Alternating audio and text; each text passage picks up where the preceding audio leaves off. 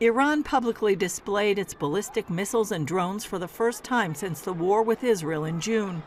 This, as a report in the New York Times says, it's only a matter of time until another Israel-Iran war, since it's unclear how badly the U.S. strike damaged Iran's nuclear program. Ali Vaez, Iran project director at the International Crisis Group, told the Times that Iranian officials say their missile factories are working 24 hours a day because they hope to fire 2,000 at once to overwhelm Israeli defenses, not 500 over 12 days as they did in June. He says both sides believe another confrontation is inevitable, so Iran is doubling down on preparedness to produce a new equilibrium that will wipe out the sense of Iranian weakness. Hamas returned the body of another hostage overnight.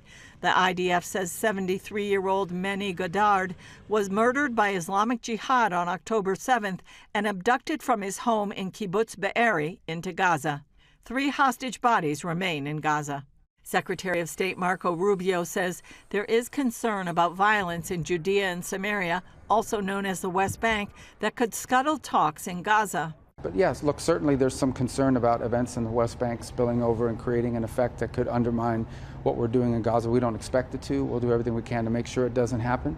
A handful of Israelis torched and defaced a mosque in a Palestinian village on Thursday and wrote graffiti messages on it. The move came a day after Israeli leaders condemned such violence. Any incidents of lawlessness are dealt with to the full extent of the law. The IDF operates under strict ethical guidelines and international law in Judea and Samaria. Government spokeswoman Shosh Bedrosian pointed out, on the other hand, Judea and Samaria are a hotbed for Palestinians planning and carrying out terror attacks.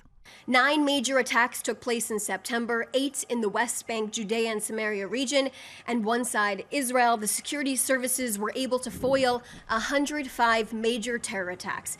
9 people were killed and 24 injured in the September terror attacks. The Israel Defense Forces also revealed they had dismantled a Hamas terrorist stronghold in the Bethlehem area. The IDF said they had apprehended more than 50 terrorists and said they had planned to carry out shooting attacks against security forces and Israeli civilians. Julie Stahl, CBN News, Jerusalem.